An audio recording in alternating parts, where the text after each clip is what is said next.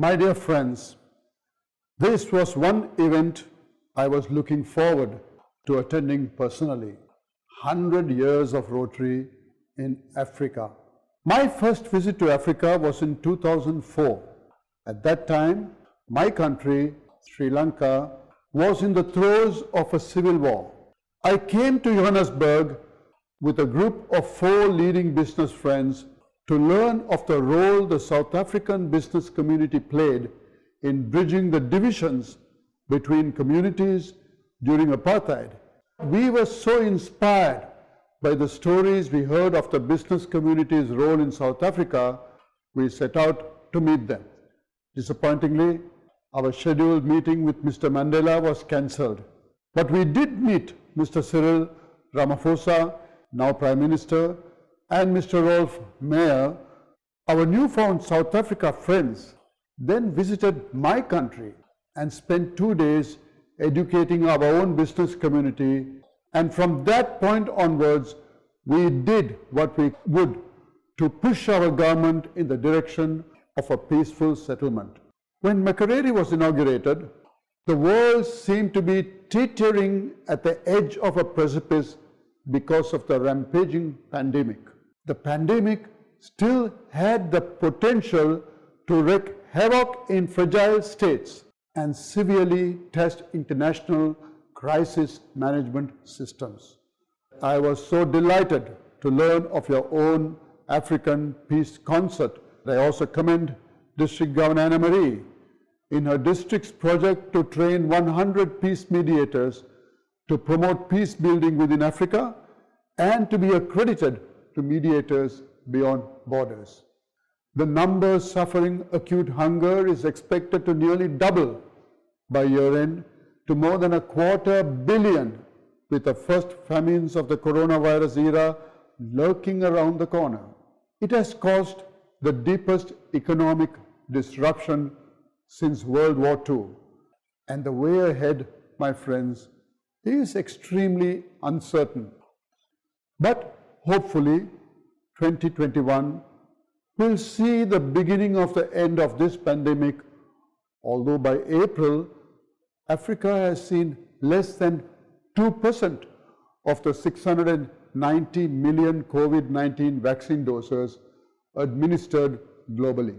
As Dr. Matshidiso Moeti, the WHO Regional Director for Africa, said, Africa is already playing COVID-19 vaccination catch-up, and the gap is widening. While we acknowledge the immense burden placed by the global demand for vaccines, inequity can only worsen scarcity, and more than 1 billion Africans remain on the margins of this historic march to overcome the pandemic. Throughout history, my friends, plagues and diseases have ravaged humanity, changing the course of history, but the changes forced by these plagues are not always for the worst. The Spanish flu, for instance, in 1919, the need for a service-oriented entity became clear, and Rotary was the answer to that call. The first club in Asia, the Shanghai Club, was chartered in 1919, followed by Manila in Philippines, and Calcutta in India, and then Tokyo in Japan in 1920.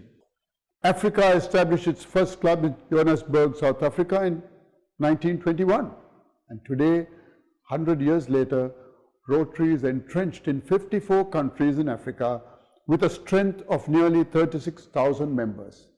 And thanks to these magnificent Rotarians, we were able to reach the amazing milestone of having Africa declared as wild polio free, a goal previously believed to be impossible. So when the WHO made their announcement last August, it was really a tribute to the health workers, mainly women who have traveled by car, by rail, by boat, by foot, by any means to reach children from Abuja to Maiduguri, from Ethiopia to Cote d'Ivoire, from the DRC to Ghana, all with the polio vaccines. To the scientists who led surveillance activities and to the leadership of all 47 countries in the WHO's African region. It was a tribute to the 10,552 members spread across 402 clubs in Nigeria who have delivered vaccines, raised awareness, and persevered despite setbacks and despite the challenges of reaching children in the most difficult places. But we know that our world faces serious challenges beyond disease eradication. Beginning on 1st July 2021, global grant funding can support projects integrating renewable energy strategies to combat environmental degradation or sustaining food production, protecting oceans, water resources, and much more. Did that mean that environmental projects are something new for us?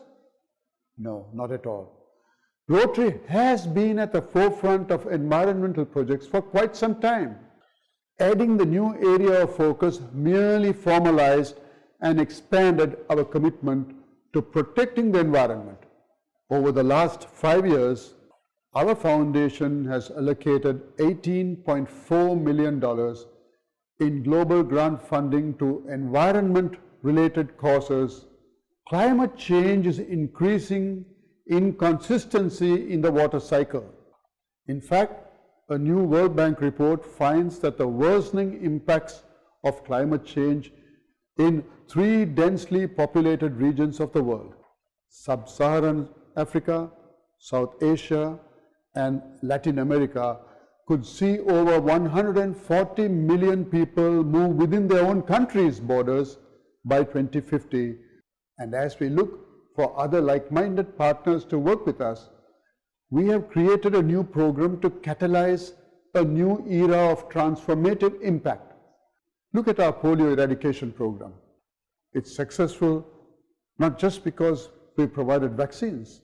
It's successful because of the power of our advocacy to elicit powerful support. Look at our latest programs of scale grant. Each year, one project is selected, and the honor this year, for the first time, goes to the Zambian Rotarians. We put up $2 million for a project in Zambia. This was matched by equal amounts by the Gates Foundation and World Vision, making up a total of $6 million. We have support on the ground that very few, if any, can boast of. In Zambia, on the ground, our own members will band with several organizations and help train 60 Zambian district health officers, 382 health facility staff, and 2,500 community health workers. The goal? To reduce malaria by 90%. Imagine how many lives of children and how many lives of pregnant mothers will be saved. We have the ability to work on such projects with the environment as well. And this program could be a precursor to drawing major funding partners in the future, much like our 3H grants transformed our programs in health, hunger, and humanity.